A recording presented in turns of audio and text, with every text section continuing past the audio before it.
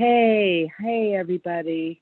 My name is Dorian, and I got to tell you, when you guys were the ones in the first 30 days, um, and Juliet, I guess, was reading off the list of the names and the amount of days or weeks, that you're sober. Um, I did what I always do, which is I cry. Uh, so I'm sitting here in the back part of my home, which overlooks a beautiful ravine in the mountains here in Dorado Hills, California. And I don't know how it is or why it is that I get to live the life that I live.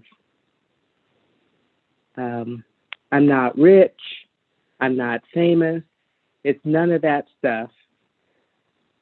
I, I'm amazed that I'm alive and that I'm sober. My introduction to Alcoholics Anonymous started in 1983. I was 22 years old and attending Cal Poly San Luis Obispo, and I was dancing with the San Luis Obispo Civic Ballet. And by then I was, you know, that's been the story of my life. And as I've aged in recovery, I've discovered the damage that happens when a person to my body when I live the way I used to live. True to the ballerina deal, I also suffered from an eating disorder, and a little problem with some speed pills. But from the time I started drinking, when I was, I don't know, 9, 10 years old, I always coupled it with pills. That's just the way my story goes. I like to let people know, because we have limited time, if you really want to hear, get an idea of what I was like and what my mentality was like. In the third edition of the big book, there's a story in the back called Dr. Alcoholic Addict. And the doctor's name is Paul O. And if you read that story, you'll get me. And my point is, when you live like that, but at the same time, like he was a doctor, well, I was a straight A student. I was an accomplished athlete, not just in ballet. I was a model as a child. I was an accomplished individual who also had to work really hard to like, when I didn't know it was called coming to, I didn't know I was passing out and blacking out. So I would say I worked really hard when I would wake up to get it together enough to continue to accomplish these things. And at the same time, not letting anybody know what I was doing, not roommates, not family, not friends, nobody got to know. So it was a very solitary insanity that I lived. And as a result, though, of all that, putting all that effort into continuing to succeed at things and be accomplished at things, the way I ended up at the first meeting of Alcoholics Anonymous in 1983 wasn't through jail. I've never been arrested, never been to a treatment facility, none of that stuff. What ended up happening was I got released from the hospital again. Starting when I was in my mid-teens, they discerned that I had kidney disease. That's it.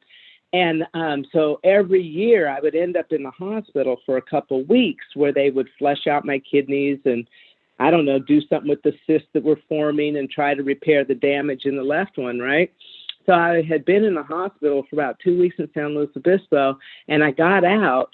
But it was weird, when I was in there, my mother called and she said, what are you going to do? about this. And I said, I think I'm going to go to this thing called Alcoholics Anonymous. And I had heard about this AA thing because just prior to getting hospitalized, I had decided that I needed emotional help, that would do it, because, see, I wasn't afraid of dying. I wasn't afraid of, oh, this is going to get me. Oh, bad things are happening. That's not part of my story. What it was, though, was emotionally, I was a wreck, and I had known I was a mess since I was 16.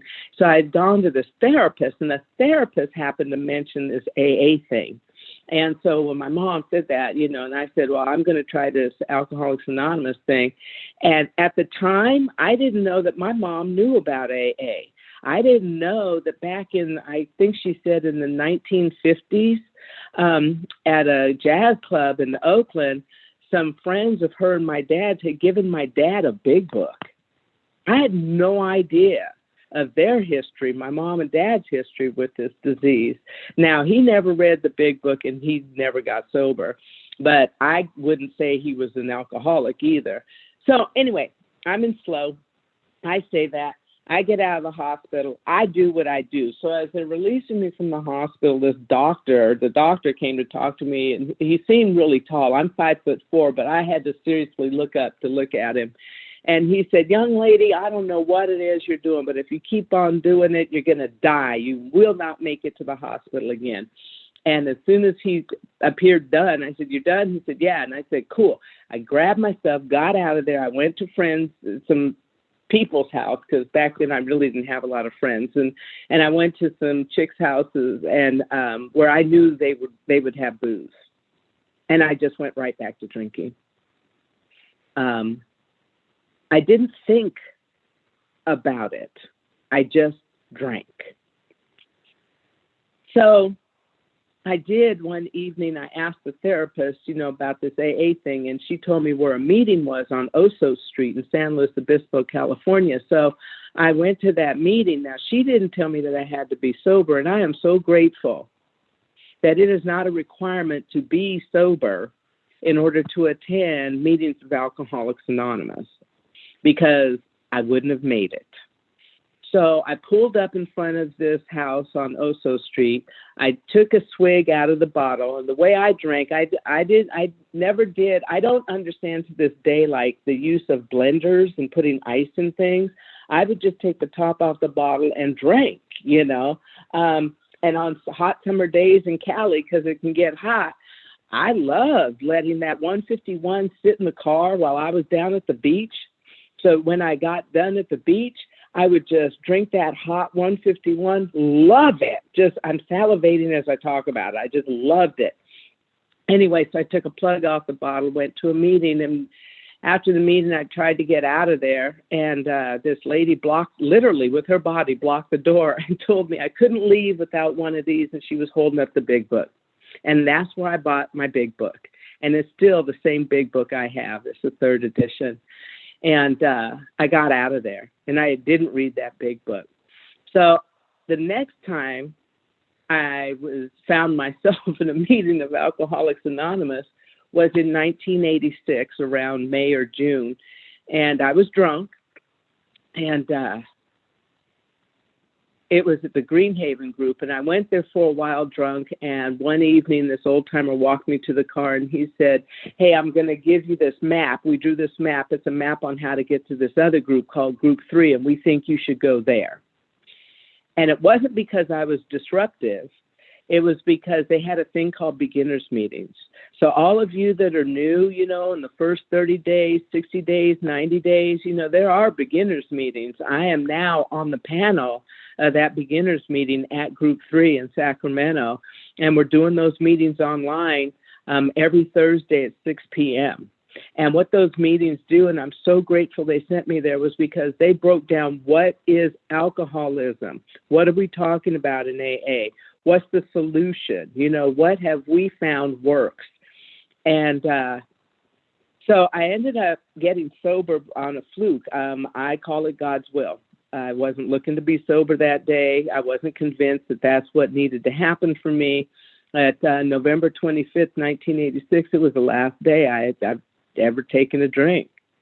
And two, that happened to be Thanksgiving, and they had an alkathon, and I was sleeping because they said, if you have a messed up family, you can just camp out here at the alkathon meeting. So I literally did, and I was sleeping on the chairs in the back. I was 25 years old, and there was a few of us back there. And that one morning, I heard November 27th, this voice of this lady, and it woke me up. And I sat up and I got a cup of coffee, and I'm just captivated by this woman. She wasn't saying anything particularly woo or ah or funny, but she knew this program.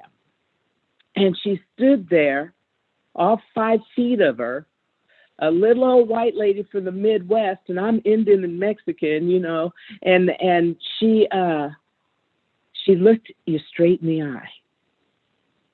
And she stood firmly on her 2 feet. And by the time she finished talking, I wanted what she had. It went through me like electricity. So I pushed people out of the way to get to her and said, I want what you have. Because I had heard that in those beginners meetings. A sponsor is somebody you want what they have. And I wanted what she had. And she looked at me and she said, okay, I'll walk with you. Her name was Angel. And I believe that was the second miracle that happened for this drunk. The first one was just not drinking. And the second one was a sponsor named Angel. She remained my sponsor until a few years ago. She's in her 90s now and lives in Prescott, Arizona. And she's just not capable of sponsoring anymore. And now I have a new sponsor that lives in Fair Oaks, California, and her name is Gail.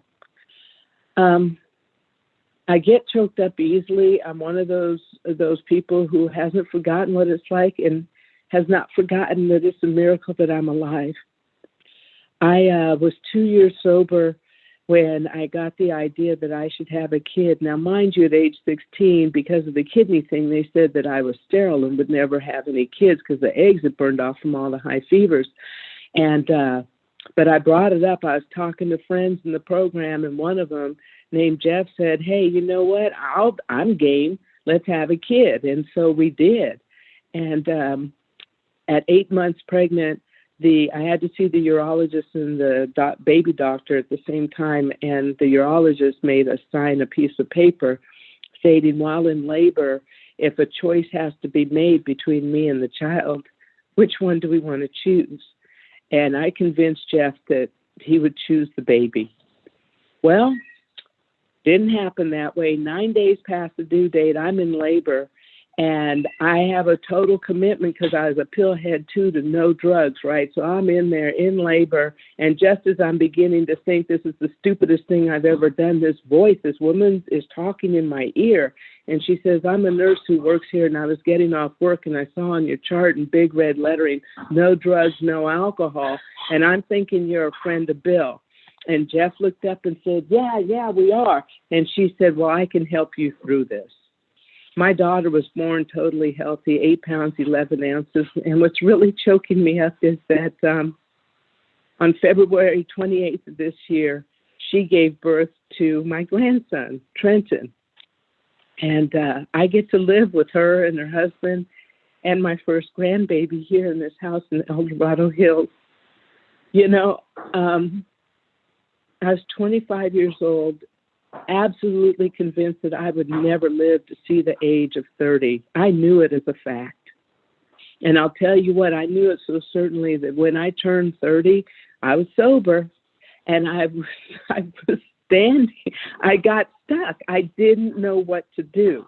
I have this thing about me where I'm such a planner, such a goal setter, such an achiever, that when I find myself what I call out of any script, not knowing what to do next, I kind of get frozen. And I was standing just frozen after one of these meetings at Group 3, and one of the beginners panel members came up and said, you okay, kiddo? And I said, I don't know what to do. And he said, what do you mean? I said, it's my 30th birthday, and I don't know what to do. I'm not supposed to be alive. And he said, well, why don't you just get another cup of coffee and sit down and attend the next meeting? And that's what I did. For me, the path, the journey in this whole thing has been full of miracles and Eskimos and angels. That kidney disease, at that 8-month mark in pregnancy, the urologist, we had an appointment with him, and he said, he took, the test, catheter samples and stuff, and he came back in scratching his head, and he said, I don't know what you're doing, but in all the years I've been your urologist, and in all the years I've been a urologist, I have never seen this before, but all the damage, all the swelling, all the scarring is gone. It's as if what you do, you just have two perfectly healthy kidneys and bladder and all of that. And since that day, I've never even had so much as a bladder infection. I can't explain that, except for doing what it is Alcoholics Anonymous has told me I needed to do on a daily basis, to not drink one day at a time. And that is to have a sponsor that I stay in contact with. I'll be meeting with my sponsor this Sunday. That is to be actively in the steps of Alcoholics Anonymous. And I do that all the time. That is to stay in service. I have a sponsee. I heard there were two sober twins. One of my sponsees is from a pair of sober twins, and she lives in Florida now. She got sober, I think she was like 19, and she's got like 22 years sober. It's just so awesome. I call her Care Bear. But stay in sponsorship. I'm also on the beginners panel. And every single day, I am reminded of two things. One, I'm an alcoholic, and I still am powerless over alcohol. And two, that the only solution for a drunk of my type are these 12 steps. They're absolute miracles. Like I said, I was supposed to be dead, and before I got sober, I did OD, and I know I have just a minute left. But I'm like a cat. I've had numerous lives. In 2014, I had cervical cancer, and they did a procedure to fix it. And about 2 weeks after the procedure, I hemorrhaged and died in September 18th, 2014. And when I came to, people asked, how you doing? How you feel? What's it like? And I said, it was really weird. It was like I knew I was dying because I saw the machinery, the sounds changed, and everybody, the doctors and nurses started really rushing around. They couldn't get the bleeding to stop. And I knew that. I said, but in the midst of it, when everything went quiet for me, it was like I was in the midst of a meeting, and this collective calm voice said, are you done? And for a brief moment, I was willing to be done. And then I remembered that I don't believe I'm done carrying the message that my life was saved to carry. I don't know to who, and I don't know when, but I do know that for each one of us that's sober here today, whether it's the one-day person or the 4-year person, or people like me with decades sober, there's a reason for us to be sober and carry this message. So please keep coming back. Thank you.